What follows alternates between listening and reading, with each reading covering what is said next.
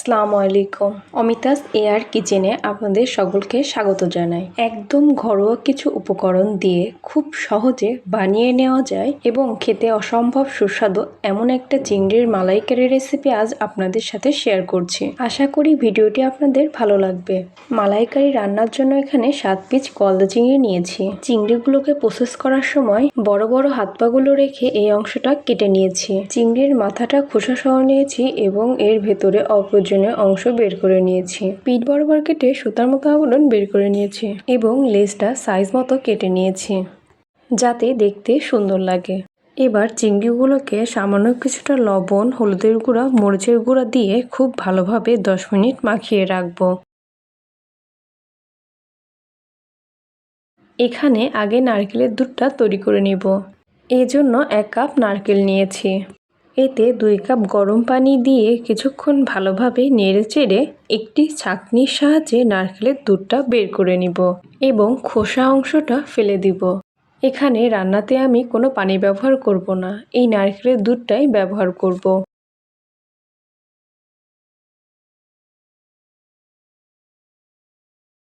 একটি প্যানে পরিমাণ মতো তেল নিব। এখানে আমি সয়াবিন তেল নিয়েছি। তেলটা যখন গরম হয়ে আসবে তখন এক এক করে সবগুলো চিংড়ি দিয়ে মাঝারি আঁচে 30 থেকে 35 মিনিট চিংড়িগুলোকে উল্টিয়ে পাল্টিয়ে ভেজে নিব। এর থেকে বেশি ভাজলে চিংড়িগুলো রাবারি হয়ে যাবে এবং খেতে ভালো লাগবে না। এই রকম কালার আসলে তেল থেকে চিংড়িগুলোকে এক এক করে উঠিয়ে নিব। ওই তেলের ভেতরে 1 কাপ পেঁয়াজ কুচি নিয়েছি। কিছুক্ষণ ভাজার পর পেঁয়াজটা যখন নরম হয়ে আসবে তখন এতে 3টা এলাচ, 2টো গোলমরিচ, 2 টুকরো দারুচিনি, একটা তেজপাতা মাঝখান থেকে ছিঁড়ে নিয়েছি।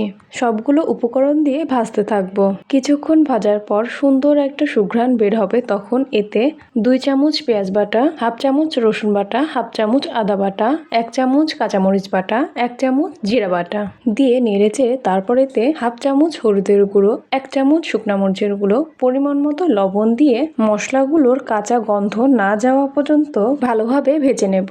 মশলাগুলো যাতে পুড়ে না যায় এজন্য এতে 1/2 কাপ নারকেলের দুধ দিব। কিছুক্ষণ কষিয়ে নেওয়ার পর আবার 1/2 কাপ নারকেলের দুধ দিয়ে দ্বিতীয়বারের মতো কষিয়ে নিব।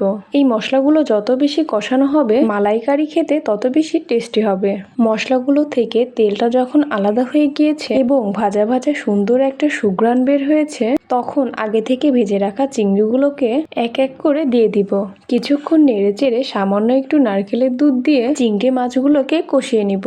ভালোভাবে কষিয়ে নেওয়া হয়ে গেলে অবশিষ্ট নারকেলের দুধ দিয়ে ভালোভাবে নেড়েচেড়ে ঢাকনা দিয়ে ঢেকে কিছুক্ষণ রান্না করে নেব। চিংড়ির মালাইকারি রান্না করতে বেশি সময় লাগে না, 8 থেকে 10 মিনিটেই রান্নাটা কমপ্লিট হয়ে যায়।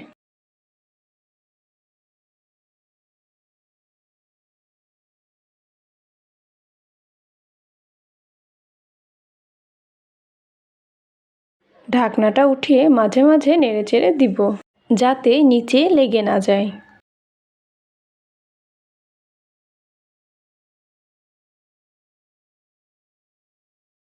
চিংড়ি মাছের সাথে ঝোলটা যখন মাখা মাখা হয়ে আসবে তখন নামিয়ে ফেলবো। চিংড়ি মাছের মালাইকারিতে ঝোলটা একটু কম থাকলেই খেতে ভালো লাগে। ভিডিওটি যদি আপনাদের ভালো লেগে থাকে তাহলে ভিডিওটিতে লাইক দিন, শেয়ার করুন এবং চ্যানেলটি সাবস্ক্রাইব করুন।